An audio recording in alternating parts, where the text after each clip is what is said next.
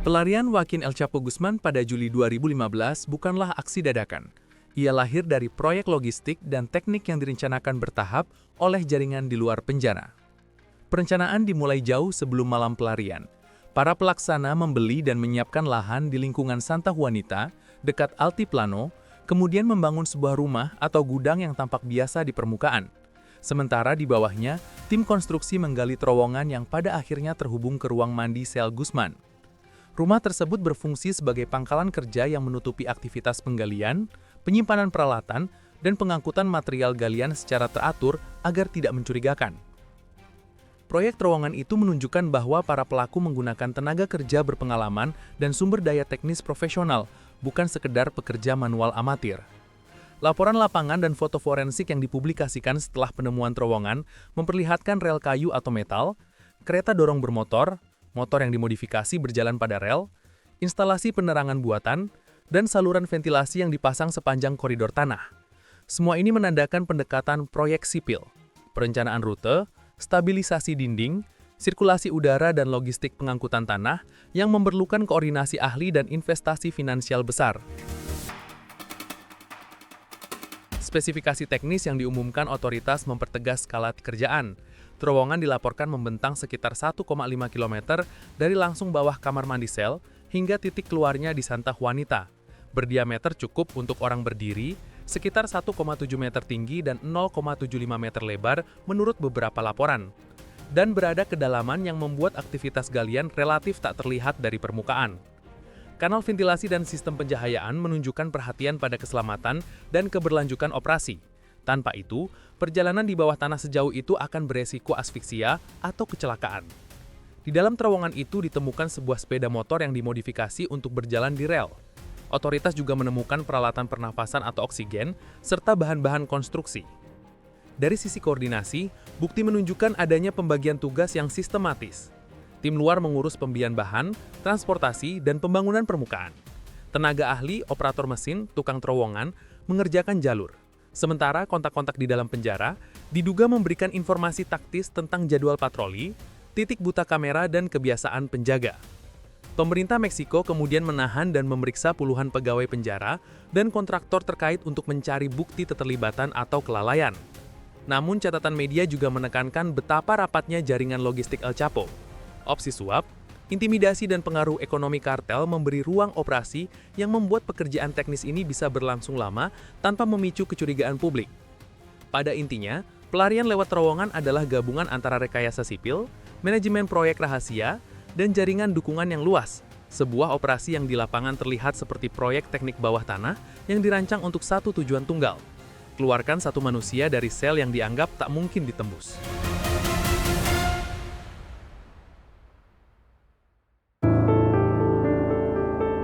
Malam itu, 11 Juli 2015, suasana di penjara federal Altiplano terlihat seperti biasanya. Para sipir menjalankan rutinitas pengawasan, para narapidana beristirahat di dalam sel, dan kamera pengawas menyorot tiap gerakan. Di dalam sel bernomor 20, Joaquin atau El Chapo Guzman terlihat santai. Sekitar pukul 8 malam, ia melakukan aktivitas sehari-hari. Berbincang sebentar dengan sesama tahanan, lalu masuk ke kamar mandi kecil yang terletak di dalam selnya. Kamar mandi itu hanya berukuran sekitar 1,5 kali 2 meter, dipisahkan oleh dinding setinggi dada dari area tidur. Dari titik inilah pelarian terstruktur itu dimulai. Kamera pengawas hanya bisa memantau Guzman dari luar area kamar mandi, bukan bagian dalamnya. Itu artinya, setiap kali ia duduk di toilet atau berdiri di balik dinding rendah itu, pandangan kamera terhalang. Celah kecil ini dimanfaatkan Guzman. Setelah memastikan kondisi tenang, ia membuka lubang persembunyian yang selama ini tersembunyi di lantai kamar mandinya. Lubang itu berukuran sekitar 50 kali 50 cm, cukup untuk tubuh Guzman masuk ke dalamnya. Begitu turun, Guzman langsung disambut dengan terowongan yang dibangun selama berbulan-bulan. Terowongan itu tidak gelap gulita, melainkan terang oleh lampu neon yang dipasang sepanjang jalur. Di dalamnya sudah menunggu sebuah motor modifikasi kecil yang dipasang di atas rel, seperti kereta tambang mini. Motor ini digunakan untuk mengangkut tanah saat konstruksi, tapi pada malam itu fungsinya jauh lebih penting, membawa Guzman dengan cepat menuju kebebasan. Ia menyalakan motor itu, meluncur ke dalam kegelapan sepanjang lebih dari 1,5 kilometer. Suara mesin samar, tertelan oleh kedalaman tanah, dan ventilasi yang dibuat dengan rapi menjaga udara tetap segar. Bagi Guzman, perjalanan itu mungkin terasa seperti adegan film. Di satu sisi ada rasa lega karena semua perencanaan berjalan sesuai rencana, di sisi lain ada tekanan luar biasa. Satu kesalahan kecil saja bisa berarti kegagalan total.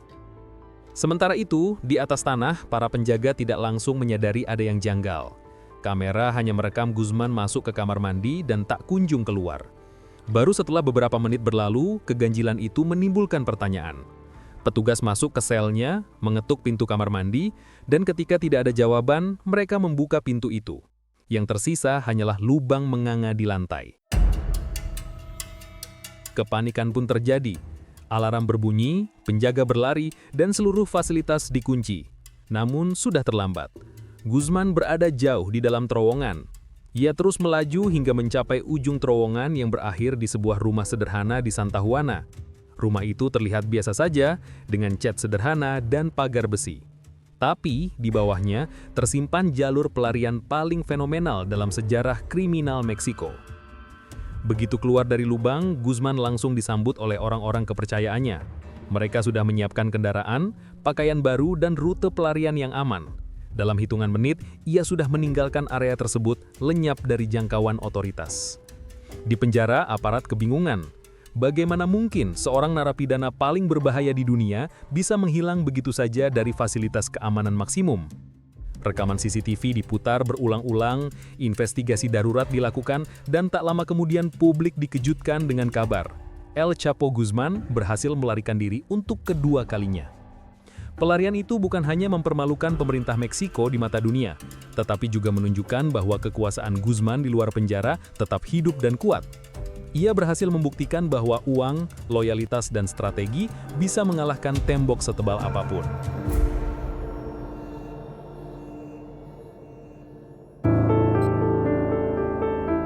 Kabar tentang pelarian Joaquin El Chapo Guzman dari penjara Altiplano bergema jauh melampaui batas Meksiko.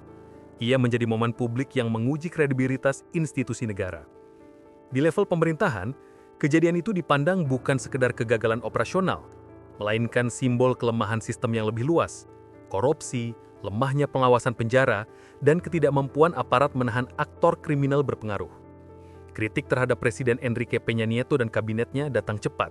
Banyak pengamat menilai pelarian itu merusak klaim pemerintah bahwa perang terhadap kartel berjalan efektif dan menimbulkan pertanyaan mendasar tentang apakah negara Meksiko benar-benar mengendalikan aparat keamanan atau justru dikendalikan oleh jaringan kriminal. Respons publik domestik pun keras dan langsung. Survei yang diadakan tak lama setelah pelarian menunjukkan mayoritas warga mempercayai adanya kolusi antara petugas penjara dan kartel. Sebagian besar meyakini bahwa bantuan internal memainkan peran penting dalam keberhasilan pelarian. Ketidakpercayaan masyarakat ini bukan hanya moral outrage, ia mengikis rasa aman dan memperkuat narasi bahwa institusi negara rentan terhadap penetrasi mafia. Tekanan opini publik memaksa pemerintah untuk mengambil langkah cepat demi menunjukkan tindakan, meski langkah itu lebih bersifat simbolik awalnya. Secara administratif, pemerintah Meksiko mengumumkan tindakan darurat, pemberhentian beberapa pejabat penjara, dan pengumuman hadiah besar untuk informasi yang mengarah pada penangkapan kembali. Direktur penjara Altiplano dan sejumlah pejabat lainnya dipecat, dan otoritas mengumumkan reward sekitar 60 miliar peso atau lebih dari 3,8 juta dolar saat itu untuk penangkapan El Chapo. Penindakan internal berikutnya melibatkan pemeriksaan, penahanan sementara, dan investigasi terhadap pegawai penjara yang on duty malam kejadian. Puluhan orang kemudian diperiksa atau ditahan sehubungan dengan kemungkinan keterlibatan atau kelalaian.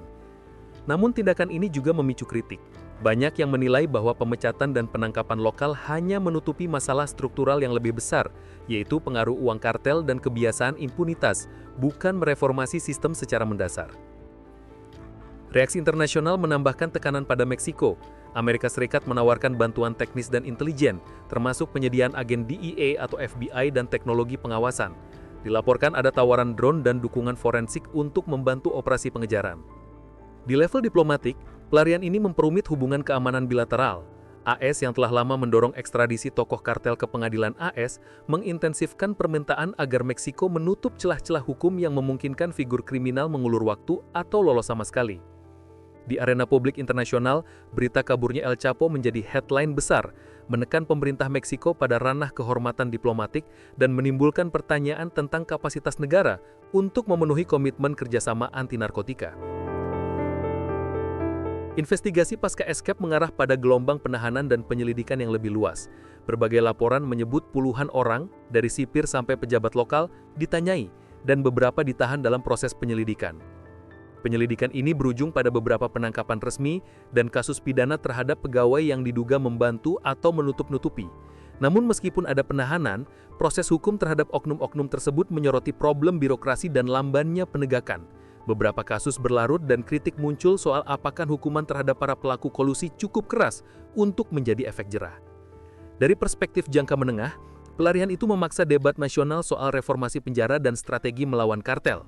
Akademisi dan pengamat keamanan berargumen bahwa fokus semata pada penangkapan bos besar tanpa upaya memutus jaringan finansial dan politiknya cenderung menghasilkan simulasi penegakan hukum. Tokoh berganti, struktur tetap. Pelarian El Chapo memperkuat tuntutan agar Meksiko memperbaiki sistem pemantauan penjara, tata kelola anti korupsi di lingkungan aparat, dan mekanisme kerjasama internasional yang lebih ketat untuk memutus jalur pelarian dan korupsi lintas batas. Namun sejumlah analis juga mengingatkan, reformasi struktural memerlukan waktu, kesepakatan politik, dan tekanan publik berkepanjangan. Tidak cukup hanya tindakan represif sesaat. Ringkasnya, pelarian El Chapo bukan hanya kegagalan pengamanan di satu malam. Ia menjadi momen pembuka yang memaksa Meksiko menilai ulang kapasitas institusionalnya, hubungan bilateral di ranah keamanan, dan cara masyarakat mempercayai negara. Reaksi yang muncul adalah kombinasi kecepatan tindakan administratif, tekanan diplomatik internasional, investigasi internal, dan perdebatan panjang tentang reformasi, tetapi juga skeptisisme mendalam dari publik yang menuntut bukti konkret bahwa negara mampu menutup celah-celah yang digunakan kartel untuk mengakali hukum. Setelah kabur lewat terowongan dari penjara Altiplano pada Juli 2015, pencarian Joaquin El Chapo Guzman berubah menjadi operasi nasional yang masif dan intensif. Pemerintah Meksiko menyatakan segera melancarkan usaha penangkapan besar-besaran. Patroli diperketat, pos pemeriksaan didirikan dan aparat gabungan, Angkatan Laut, Militer Polisi Federal, dikerahkan untuk menutup kemungkinan pelarian ke luar negeri. Perburuan ini berlangsung berbulan-bulan di wilayah Sinaloa dan negara bagian sekitar, dengan kombinasi kerja intelijen, penyelidikan lapangan, dan operasi taktis yang terus digenjot oleh otoritas. Publikasi internasional menyebut periode ini sebagai 6 bulan pengejaran yang melelahkan bagi aparat keamanan Meksiko. Operasi penangkapan kembali melibatkan koordinasi teknis dan dukungan asing. Badan penegak hukum AS, termasuk DEA, US Marshals, dan unit intelijen, memberi dukungan intelijen, analisis komunikasi, serta pertukaran informasi yang membantu memetakan jaringan aman El Chapo.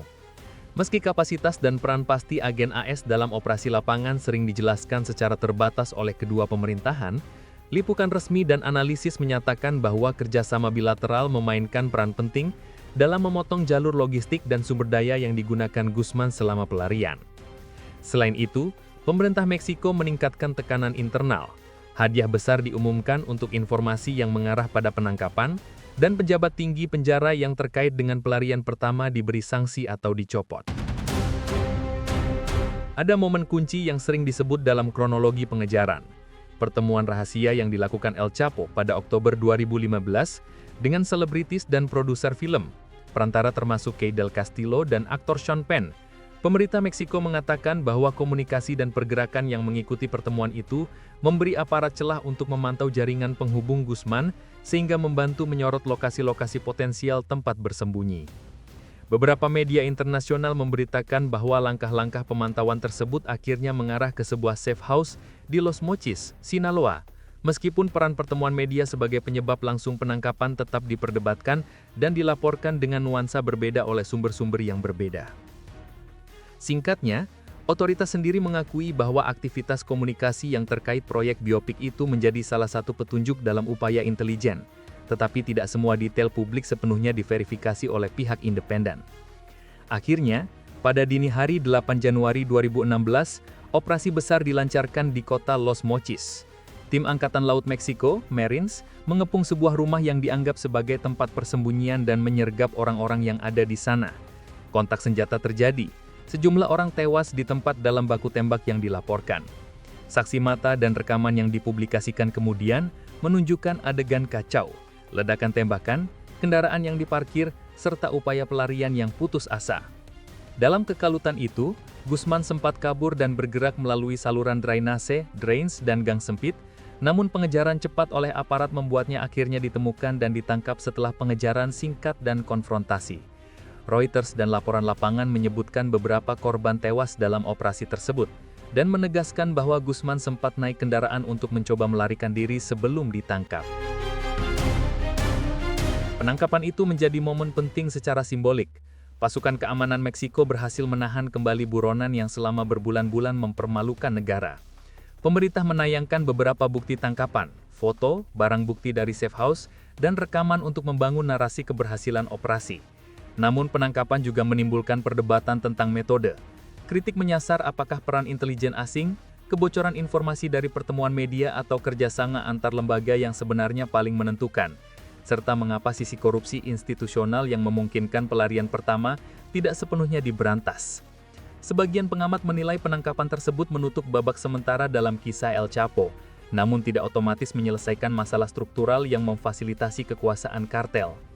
Dalam bulan-bulan setelah penangkapan di Los Mochis, otoritas Meksiko memproses Guzman, menahan tersangka lain yang terkait dan memulai proses hukum yang pada akhirnya membawa pada ekstradisi ke Amerika Serikat Januari 2017, serta persidangan bersejarah di New York. Penangkapan Januari 2016 menandai titik balik operasional. Ia tidak lagi buronan, dan proses hukum internasional yang panjang pun dimulai. Namun warisan pelarian dan kemampuan jaringan yang memfasilitasi pelariannya terus menjadi bahan kajian soal kelemahan institusi dan tantangan pemberantasan narkoba di Meksiko.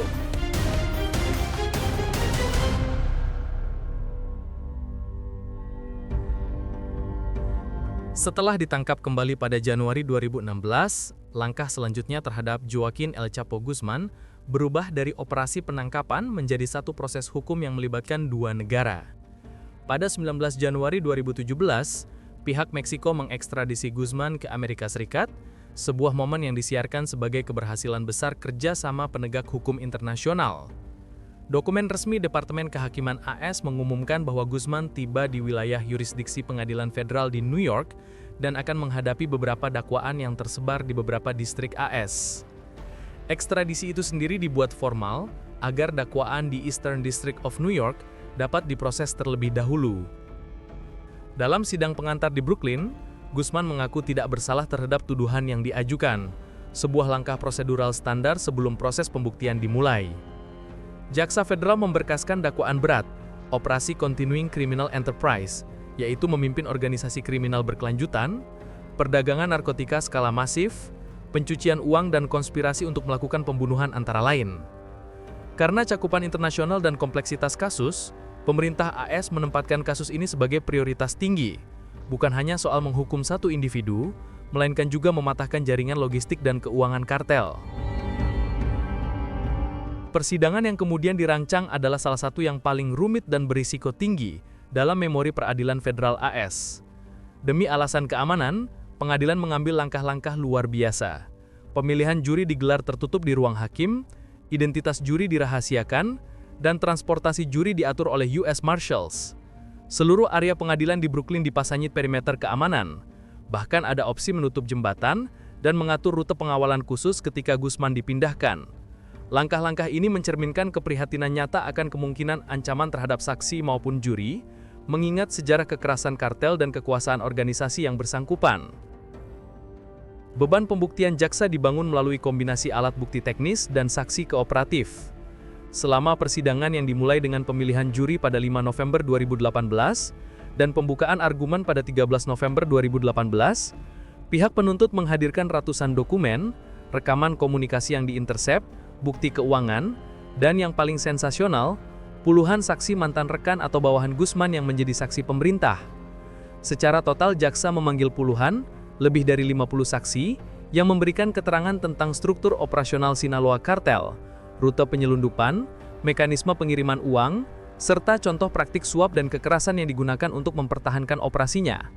Banyak dari saksi ini bersaksi dengan perlindungan identitas karena kekhawatiran terhadap keselamatan mereka.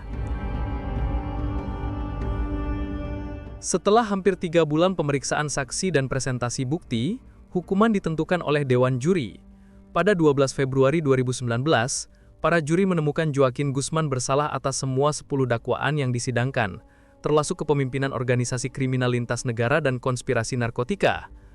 Putusan bersifat definitif karena bukti yang dipaparkan, rekaman komunikasi, kesaksian mantan anggota kartel, transaksi keuangan dan pola operasi yang konsisten, membentuk cerita yang koheren tentang peran Guzman sebagai arsitek jaringan kriminal besar.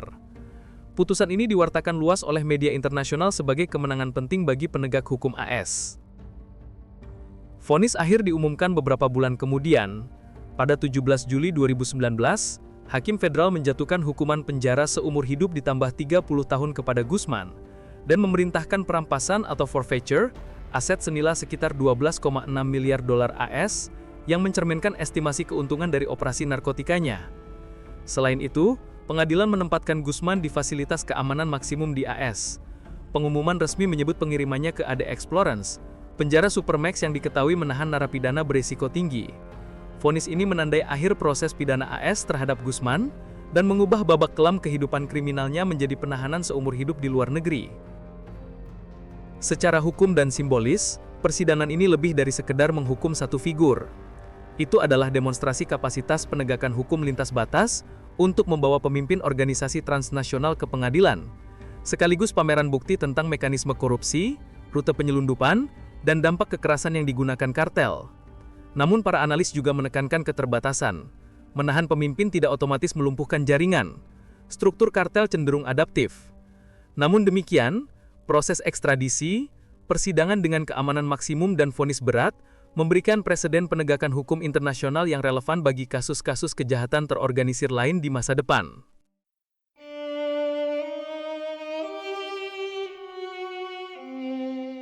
Kasus Joaquin El Chapo Guzman meninggalkan warisan hukum dan politik yang multilayered. Secara simbolik, perang melawan kartel menerima pukulan balasan setelah pelarian 2015, tetapi secara praktis, sistem penegakan hukum internasional juga menunjukkan kapasitasnya ketika Guzman akhirnya diekstradisi, diadili, dan dijatuhi hukuman seumur hidup.